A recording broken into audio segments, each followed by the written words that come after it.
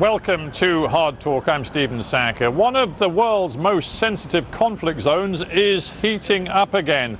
Last month, Armenian and Azerbaijani forces clashed and at least 17 people were killed. It is the latest twist in the long-running dispute over Nagorno-Karabakh. Well, my guest today is Armenia's Prime Minister, Nikol Pashinyan. Is Armenia preoccupied with fighting old battles?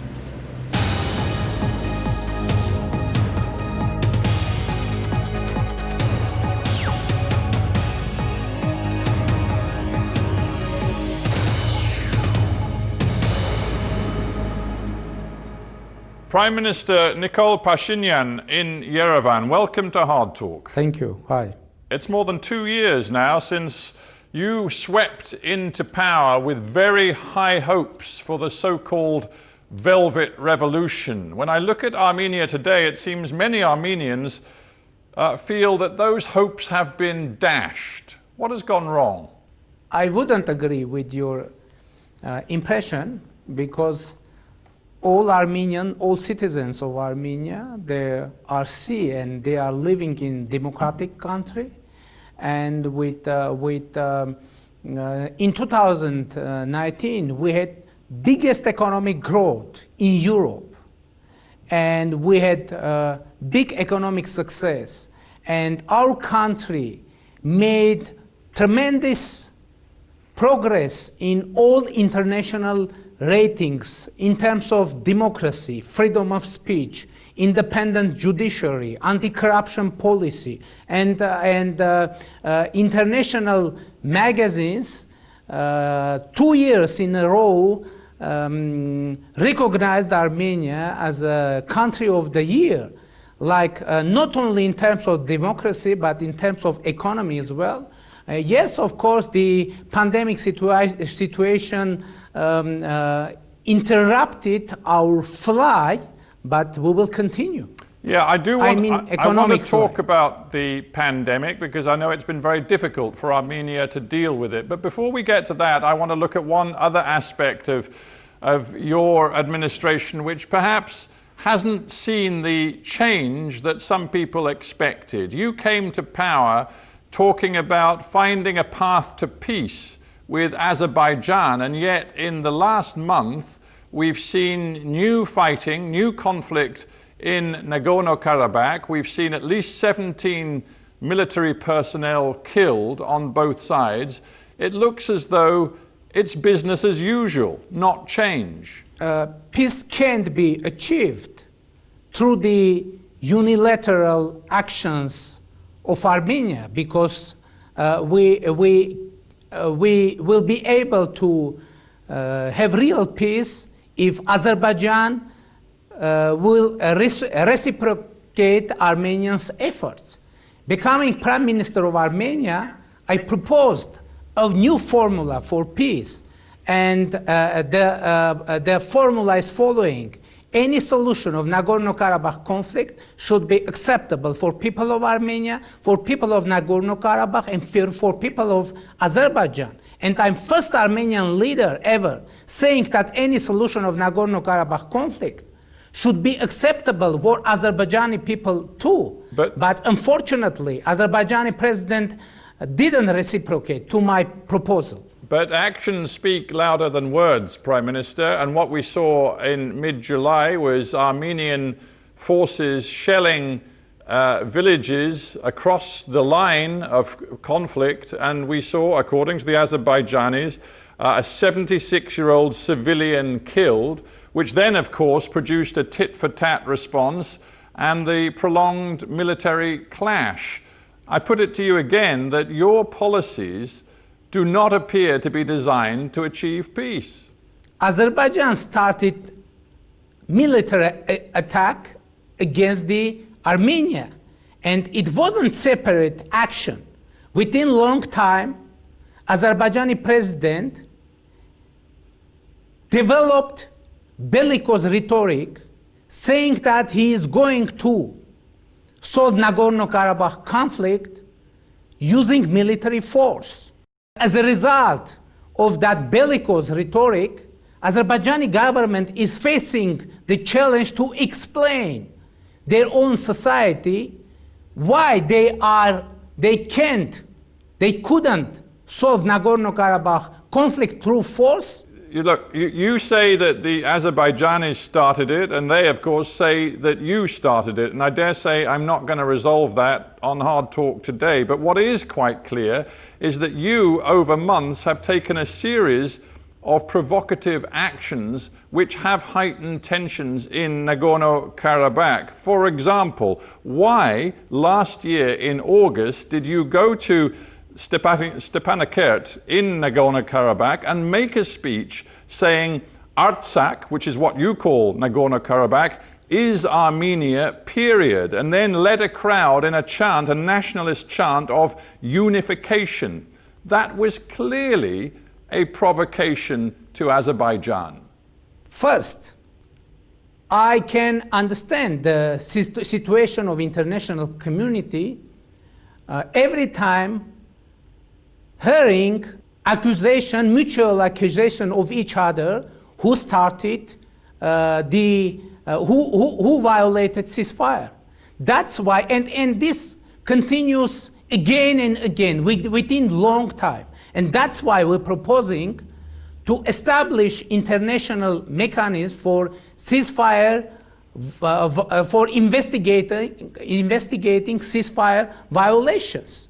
And this is valid proposal by Armenia. Second, why I said that Nagorno-Karabakh, Artsakh is Armenia. First of all, Nagorno-Karabakh for several thousand years is populated by indigenous Armenian people, and by the way, Artsakh name is aged for several thousand years. Yeah, Prime Minister, it's not. We are to be honest mutual, with you, it's not. We can't go through thousands of years of your history. What we can do is address the realities of today. The UN General Assembly, as you well know, hang on. The UN General Assembly has adopted a resolution which quite clearly, quote, demands the immediate, complete, unconditional withdrawal of all Armenian forces from the occupied territories of the Republic of Azerbaijan. Now that's from the UN General Assembly.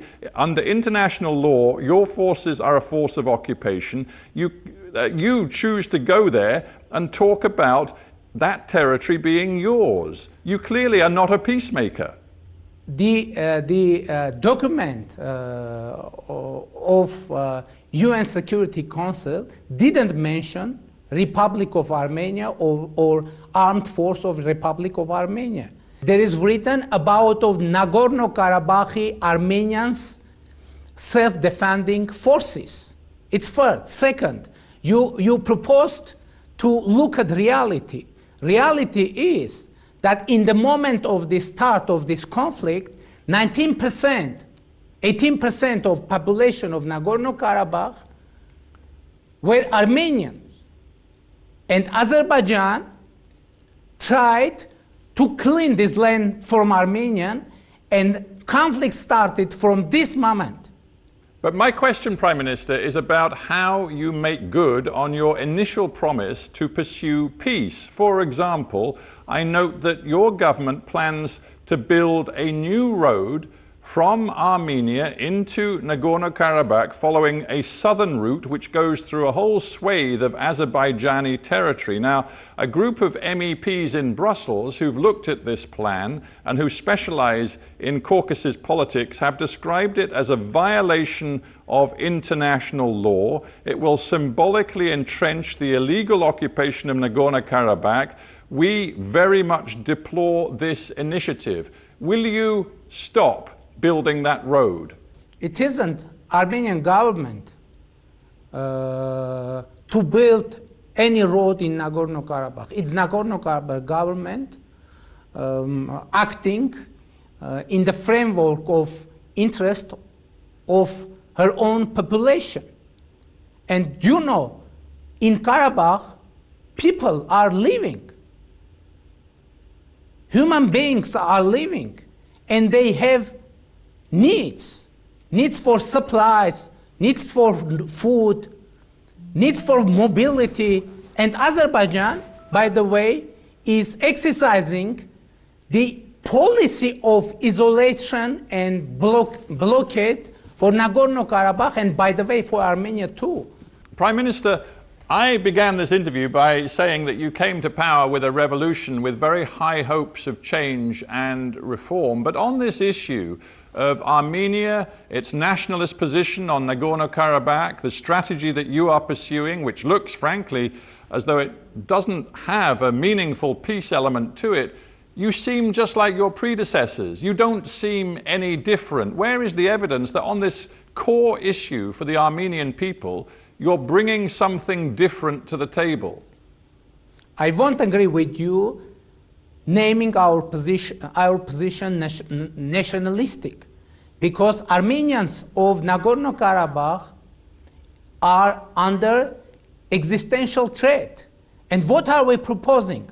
We are proposing Azerbaijan to renounce any possibility of use of force for Nagorno-Karabakh conflict solution.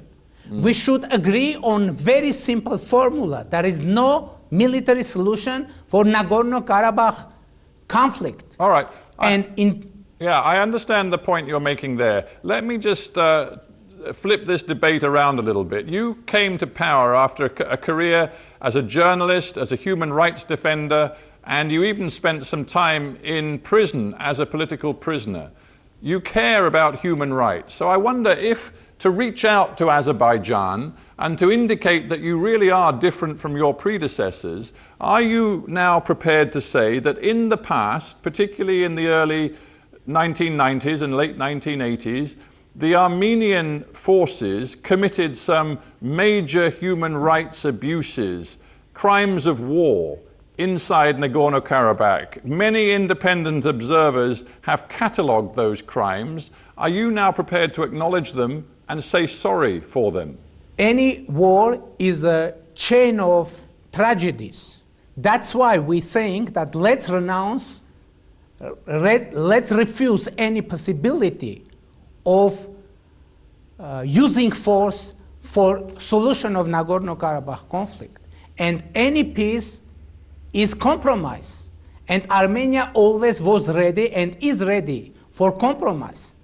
But from the other side, I'm asking you a very specific question. In the spirit of truth and reconciliation, are you now prepared to say sorry for example, the European Court of Human Rights catalogue of violations of human rights on the part of the Armenian military? Will you say sorry? European Court has similar catalogue on Azerbaijani atrocities. But I'm not talking to the Azerbaijanis, I'm talking to you. Let me to answer your question, please. And we should mention the Sumgait events that happened in late 1980s, when Azerbaijani government and Azerbaijanis initiated pogroms against the Armenians of Sumgait city in Azerbaijan, in Azerbaijani capital. And this whole issue is an issue. I just wanted to know whether you're prepared to take responsibility and apologize for those abuses and crimes committed by Armenia's forces. It's quite simple, yes or no. It should be proved who exercised these atrocities, and I think Armenians of Nagorno-Karabakh and Azerbaijan are victims, and we can prove that anywhere, anytime. Clearly, you're not going to say sorry, and I just wonder whether you feel that right now it's helpful for you to raise the tensions in Nagorno-Karabakh with Azerbaijan to take some of the scrutiny and pressure off your government's handling of the COVID-19 pandemic. Because frankly, looking at the way your government has handled it, it hasn't been a success, has it? Indeed, it has been a real failure of your government. I think it is too early to have conclusion, because unfortunately, pandemic is an evolving situation all over the world. And we adopted a strategy how to fight pandemic in our country, and this strategy should have been, and it was and it is appropriate for our country. And let's make conclusion when globally the pandemic would be fight. But Prime Minister, your own people are drawing conclusions already. They see that your death rate from COVID-19 is approximately 6 times higher than neighboring Georgia, and indeed significantly higher than Azerbaijan's. If you look at the region as a whole, Armenia has suffered much more severe impacts from COVID-19, which suggests that your government failed to control it. We are in the process of overcoming this pandemic, and as I said, it is too early to make conclusions on that, because unfortunately, all over the world, the pandemic is continuing to grow. But Prime Minister, now Armenia is in the process of... People judge you on your specific actions. For example, in late May, you attended a dinner which was actually to celebrate the inauguration of the self-styled president leader of Nagorno-Karabakh. It was a dinner where you were seen amongst many people socializing, not wearing a face mask, and only a few weeks later, in early and mid-June, your country was in the midst of a terrible crisis with more than 600 cases of COVID-19 per day, and you castigated your own people, saying people simply disobey the rules on face masks, but you've done it yourself. On that day, we were acting according to the regulations that existed, I mean legal regulation that existed in Nagorno-Karabakh. And so we are following after rules that is underway in our country or in Nagorno-Karabakh or elsewhere. Well, it didn't look like leadership. You know that your opponents in Yerevan are now saying, and I'm quoting the Republican Party, who have issued a statement saying, one does not fight the coronavirus like this Prime Minister, with live streams, selfie pictures and jumping around. You are, that is talking to you are the responsible one for a disgraceful situation, and you have made so many mistakes. You should resign. And Armenia is a democratic country, and opposition is free to express himself. And I'm very glad that now opposition in Armenia is acting much easily than before revolution. You talk of democracy in Armenia being strengthened under your administration, and I referred to your past as an independent journalist and a political prisoner. However, Human Rights Watch, in its report on your country in 2020, has concluded that investigations into past violence and excessive use of force by law enforcement remain very limited. Violence and discrimination based on sexual orientation and gender identity, discrimination against and segregation of people with disabilities. All of these things persist in Armenia today. Freedom House, renowned organization, announced in its report that Armenia made biggest 2 years progress in democracy, rule of law, human rights protection ever within the whole existence of that kind of report.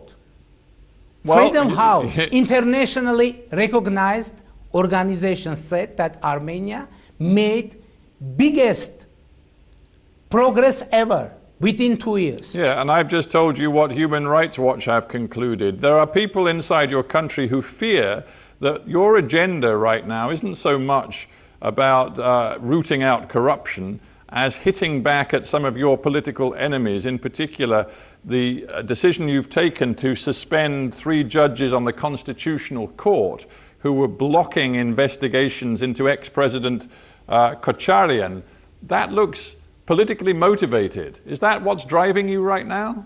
As far as Constitutional Court is concerned, I should stress that we tried to have constitutional court fully compliant with our constitution, because we had description of constitutional court in our constitution, but we had totally different constitutional court in reality. So we are going and we are doing that to have constitutional court fully compliant with our constitution. As far as criminal cases are concerned, or arrests, etc., I should stress that we have courts, we have investigation bodies, and we have prosecutor offices, and it isn't me to decide who should be detained and who should be released.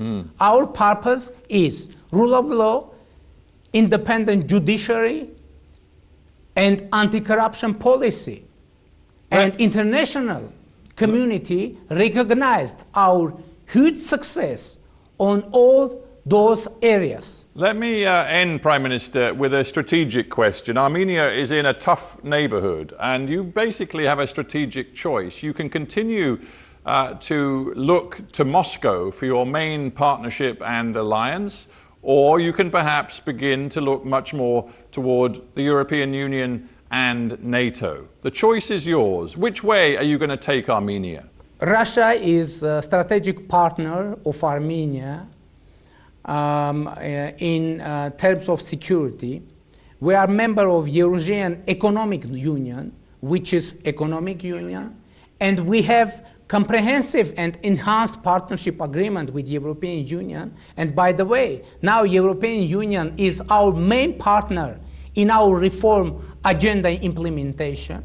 We have quite effective cooperation with NATO, and by the way, we are participating in peacekeeping mission in Afghanistan, in Lebanon, in Kosovo, in Mali. But Prime Minister, we have let me stop you. Effective military cooperation with the second. United States too. Yeah, let me stop you for a second. Geopolitics involves some tough choices. If you really want to be close to the EU and NATO, you've got problems because you have a toxic relationship with Turkey right now, and you have a relationship with the United States which is troubled because you insist on maintaining trade relations with Iran when the Americans have asked you to impose sanctions upon Iran and you have refused. So you have choices to make, and I ask you again, is your fundamental choice to stay loyal to Moscow, or are you ready to embrace a different direction? Saying strategic partnership, that means it is for a long time. But we have good relations with Iran, and we are doing our best to keep our good relations with the United States and with Iran, and in the same time be fully devoted to our international commitments. All right. Well, I appreciate your time, Prime Minister, and I thank you very much indeed for being on HARDtalk. Thank you very much.